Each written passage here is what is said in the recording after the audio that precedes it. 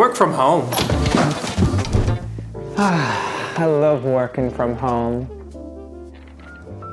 Being able to dress only from the waist up is one of the many positives that comes from doing your work at home. But there's a bunch of unexpected difficulties that you're bound to face as well. No one there to help hold you accountable to make sure that you do your work, except yourself. Mixing your home life and your work life together. And more distractions from the non-working residents who inhabit your home. If you can get past these inconveniences, should we call them, you'll reap a ton of benefits to this work lifestyle. Everyone's living situation is quite different. Some of us live alone in our apartments with the luxury of being able to blast out music from your speakers without a care in the world. But others share a space with multiple people, with only your bedroom being a place where you can get some kind of privacy and quiet to get your head down to work on your stuff. Oh, Adam, good to see you working on, man. Good job. Regardless of your situation, there's a bunch of quick setup tweaks that you can do to your workspace environment so it feels a lot more inspiring to be in. Different spaces in your apartment for different forms of productivity. The simplest would be to dedicate one corner or space of your room solely for productivity. It can be tempting to just grab your laptop to sit atop a comfy sofa or bed, but those are places where you do other things as well. From experimenting, I found it's way better to have locations that are connected to a specific activity. Your sofa being the place where you watch TV and play games, your balcony or corner chair for reading books, and your office chair being the spot where you sit your booty down and get to work on your projects. We're all creatures of habit and our motivation levels are just going to fluctuate throughout the whole day. So you want your body to have that muscle memory and familiarity with what activity is connected to a specific location. I myself always do my morning Duolingo practice on my dining room table, because my iPad lives there after I finish up the previous evening's journal session just before I head straight to bed. Having my iPad right in front of my face when I enter my living room in the morning already reduces any friction to start an activity in the first place. Ideally, you would have entire rooms versus just a corner of either your bedroom or apartment that's dedicated to a particular hobby or a productive focus. Like in my case, because I'm an absolute baller now and I have a dedicated office room where I work on all of my YouTube and music video projects from. But you don't have to have a space like this because there's almost nothing that the corner of a room can't give you to help make you stay productive and away from mindlessly scrolling on Instagram. Invest in making your space feel nice. The old adage of it's not about the tool, it's how you use it does have a lot of truth to it,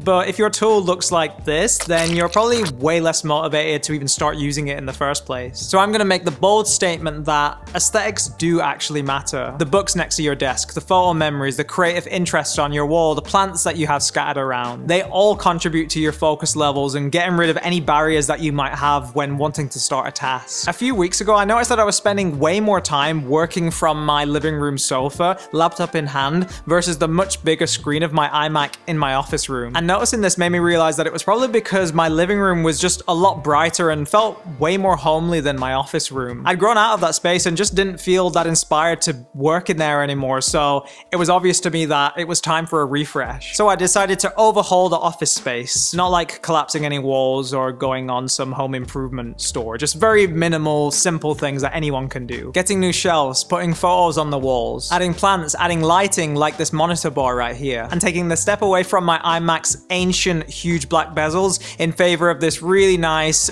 LG 32-inch Ergo monitor with these really sexy and sleek bezels. This is the kind of setup that I could only dream about back in my early 20s post-film school when I was just completely broke as f.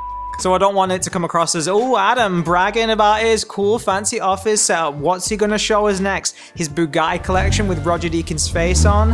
One day.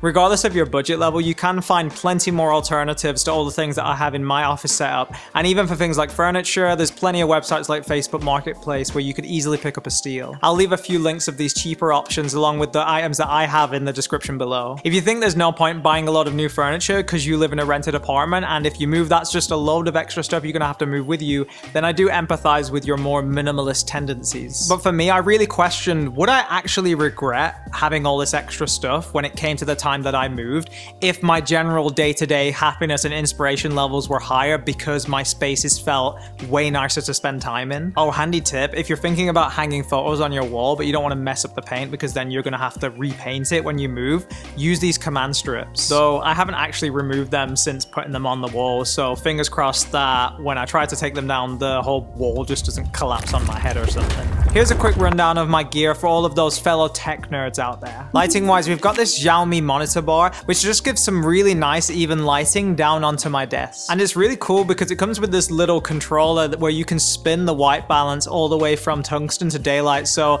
as the sun sets, I just spin it to tungsten and then it just sets the whole ambience of the office room, ready for the more subdued evening vibes. And it's the same sort of vibe with this newest lighting addition to the space, which is this Philips Hue gradient strip that adds some light behind the monitor, which apparently is really good for your eyes because you don't get quite as tired versus looking at just a really bright screen and then having no light behind it. And here I have two of the lamps that I'll probably swap out for Philips Hue bulbs at some point in the future once I trade my firstborn child for them because they're so bloody expensive. While adding all of these lights to my setup, it got me thinking that, especially during the long winter months here in Budapest, I'm often switching on my indoor lights during the day just because there isn't enough natural daylight coming from my windows to brighten up the space. But all of the lights that I'm turning on are tungsten balanced, not daylight balanced, so I feel like subconsciously this must be doing something pretty negative to my health by mixing daylight coming through the windows and then having tungsten lights and all of this happening during the daytime. So my brain is probably just like, what are you doing, Adam? You're mixing all these color temperatures. What do you want from me? You want to be awake? Do you want to be asleep? I don't know what you want. But it does sound like it makes a lot of sense that you would want as much daylight lighting during the actual daytime, and then you can shift over to the more warm tungsten lighting when it's actually nighttime. And speaking of lighting, plants need lights too. Well, at least two of these do because the other ones are fake. Can you guess which ones they are?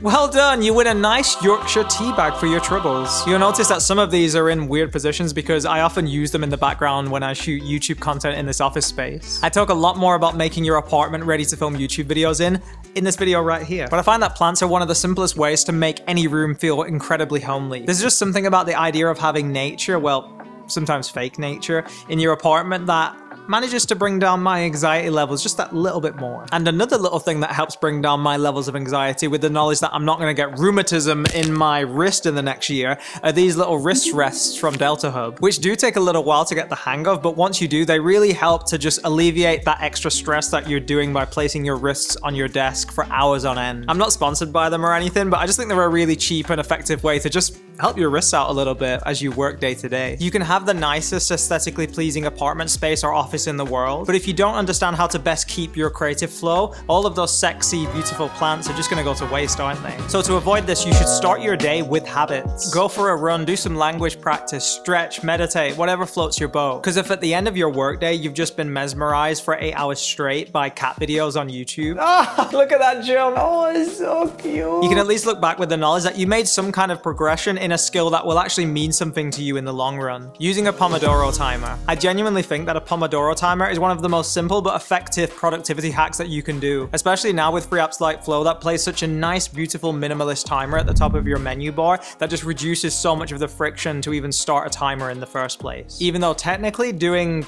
this is not very difficult at all. I've been using Flow for a while now, mainly to keep track of how many sessions of deep focus work I'm doing per day. I remember the first time that I looked back at this timer at the end of my workday, I was so shocked by how my perceived sense of how much work I actually did was just met with the reality of how ineffective I'd actually been with my time. Wasting 30 minutes here, watching a random YouTube video, or 10 minutes here, responding to emails when I don't actually need to do them at this point in the day. I was always wondering, why am I not making as much progress on my YouTube scripts? And it was basically just because this deep focus work was solely lacking from my life. If you're sat at your desk and you really don't have any motivation to do any work, just set a 25-minute timer and do one Pomodoro session. And heck, even if you can't manage that, just do 5 minutes. I've done this a bunch of times, and usually by the end of the 5-minute timer, I end up just resetting it to a 25-minute timer because I'm already in the flow of actually wanting to work now. You might be thinking, what the hell's the point in doing 5 minutes? That's basically gonna add nothing to my overall progress in whatever I'm trying to do. Well, actually, that's not true. Chunks of 5 minutes moving the needle forwards towards whatever you're trying to do versus someone who's just sat there watching Netflix during these times is gonna add up over the course of a week and definitely a month, and you'll be able to clearly see your productivity growing. I've tried other productivity strategies like time blocking in my calendar, but I've never really been able to sustain this because I feel a lot more frustrated if my task takes longer than I initially anticipated. But if I just see my work in 25-minute chunks, there's very little that can happen to really distract me away from these focus periods of work. That way, after the timer finishes, you can pick up your phone to realize you got a text from your best bud who's down at the local ice cream shop holding a cone with your name on it. So you can pop down to have a quick 30-minute catch up before heading back to do another Pomodoro Pomodoro session. Recently, I've also started logging these Pomodoro sessions into the app Toggle to get a much better sense of how long it actually takes for me to finish a certain YouTube edit or film project. Hence why, after noticing that it took me 26 hours to edit my last YouTube video, I concluded that I'm gonna move my content away from the more software tutorial videos towards ideas that require a lot more shooting time and planning time, because filming content is actually the thing I really enjoy the most. Should you listen to music while you're working? Well, to me, it really depends on the activity you're doing. I go through phases of writing my YouTube scripts having music in the background, but usually if I do, it's genres and tracks that don't have any lyrics in them. Because if I'm thinking about words and then writing down words, the last thing that I want is more words going into my eardrums. Especially if those words are saying things like, "Baby girl, I'm coming to my baby girl." Lo-fi hip-hop is usually my go-to genre, and sometimes some not too heavy electronic stuff. If I'm color grading a video, I'll always use that as an excuse to listen to a podcast or some other thoughtful YouTube video, because nothing beats moving those FCP sliders around while you're listening to another super interesting conversation from Stephen Bartlett. Give yourself weekends and work normal office hours. Working from home also means that you never actually have to go home after your working day. So that begs the question, when do you stop to recuperate, spend time on other hobbies, or just chill out and play some PS5? I still struggle with this, and it's probably one of the reasons why on some days I'm just not as productive as I could be, mainly because of Parkinson's law, which states that work expands to fill the time allotted for its completion. Because I don't have to leave work at 6 p.m, I can pretty much carry on doing my thing until midnight if I want to, versus me knowing that I only have 8 hours in the day to actually get my work finished. Luckily, I have some kind of reference point for this normal working schedule because I live with my girlfriend who works regular office hours. So by the time she comes home and asks, "How was your day?" and I'm like, It was good. I've still got a bunch of work to do though. What? Now? Yeah, gotta do a lot of stuff. I'm done video. To help combat this, I now use the hour that Henny comes home at as a reference point for when the key tasks in my day should be completed by, especially on the days when I so easily could have gone down the rabbit hole of just watching random YouTube videos all day. There's going to be some periods when you do actually have to work a lot longer in the evenings because you have a particular project deadline or you just want to get something done. But in general, I'd recommend that you don't make this a regular habit. And also, a lot of people forget this, but be sure to reward yourself for a really good day's work. My go-to is playing some PS5 with Henny usually watching me. And if I don't make any progress in the day, this treat won't be waiting for me at the end of it. Hence another little push for me to set a Pomodoro timer, get my head down and do some actual needle moving progress towards a particular goal of mine. Switch up your work location. You're gonna have some days where your focus levels are just so low that no amount of Pomodoro timer or aesthetically pleasing desk setup is gonna convince you and help reduce the friction to just get started with a particular task. So if this is you right now, get your ass up, take your laptop and go to a coffee shop. I'm always shocked by how well this works. There's just something about being around other people who are also on their laptops that makes me feel incredibly guilty if I'm not also doing something productive. Who knows, if you give this a try, you might find that you actually like doing certain tasks better in a coffee shop versus your home office setup. I had this for a while getting started on YouTube scripts where